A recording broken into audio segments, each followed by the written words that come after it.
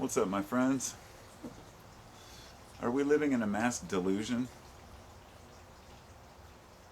You know, the healthcare system doesn't promote health so much as promotes selling you products that may help to ease the burden of life.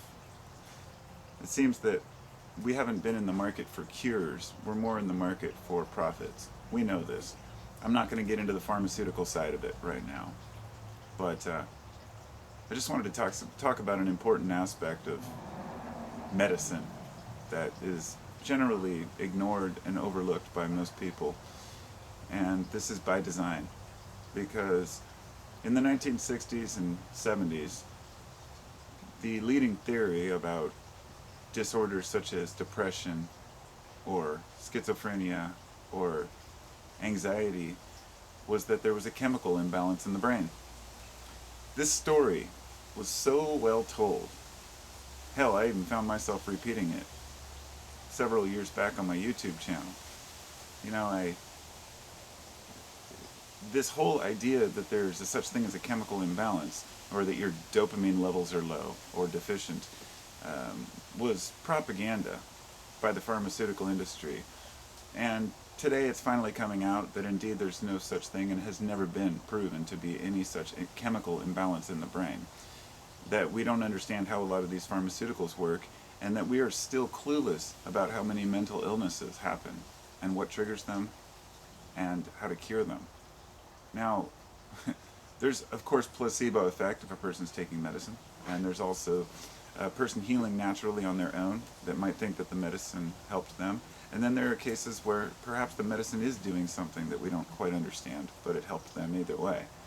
And I think that the worst part about this whole lie is that through the 60s and 70s, this idea that there was a chemical imbalance, it was proven wrong in the 80s. We finally realized that the whole story fell apart. But was there a public campaign to tell people? No. It was 1988 when they released Prozac. And Prozac became one of the greatest drugs on the planet, according to them.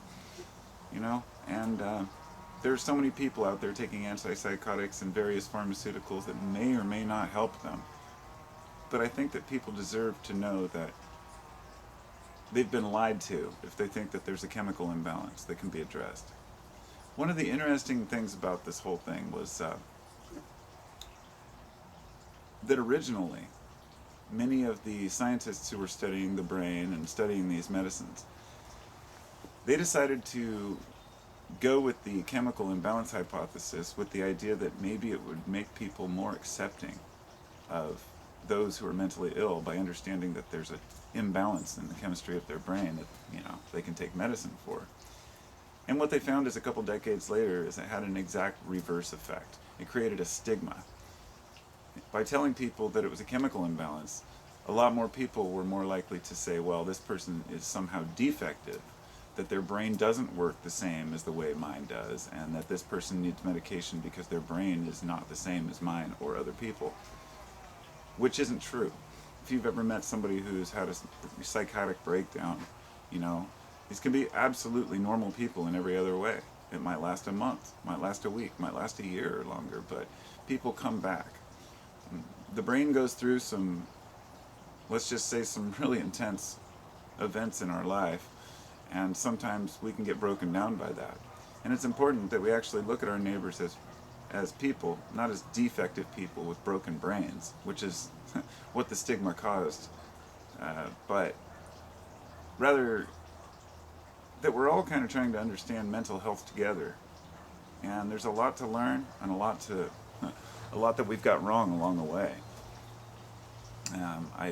The idea of psychiatry, and psychiatric medicine, psychiatry has been intertwined with the pharmaceutical industry so tight that it's become a complete joke. They just want to throw you pills, take a bottle of these and see if this works. Well, if it doesn't work, we'll try another one. And this isn't just hating on the pharmaceutical industry, but I've heard so many stories from people who say that they went through 10 different pills or more, sometimes taking 3 at one time, and then another 2 pills for the side effects, some for the nausea, some for this pain, some for that. you just can't win with pharmaceuticals because the brain in these states is very fragile. And so I'm saying, do what you will. We're all human beings.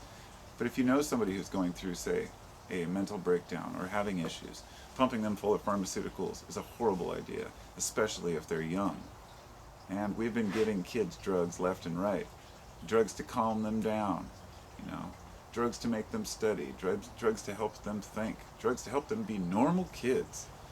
And there's no such thing as a normal kid, just like there's no such thing as a normal person. There's just people out here. And while I celebrate many of the things that Western medicine has brought us, at the same time I see the shameful disgrace that the industry has brought to the people by basically putting out drugs that show no more effect than placebo, like a lot of these pharmaceuticals do.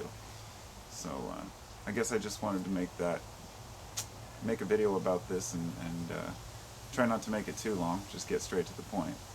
There's no such thing as a chemical imbalance in the brain, as far as we know.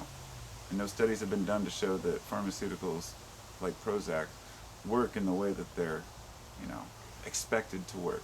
And let me just say this, for all the people who say, well, a lot of these drugs have actually helped people over a long period of time, I would say go look at the studies to show what long-term use of some of these drugs have done.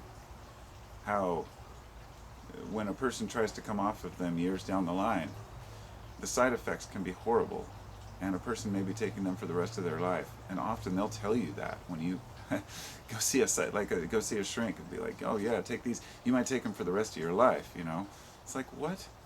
No, that's just preposterous. It's just preposterous. So anyhow, be well, take care of each other, take care of yourself. Talk to you later.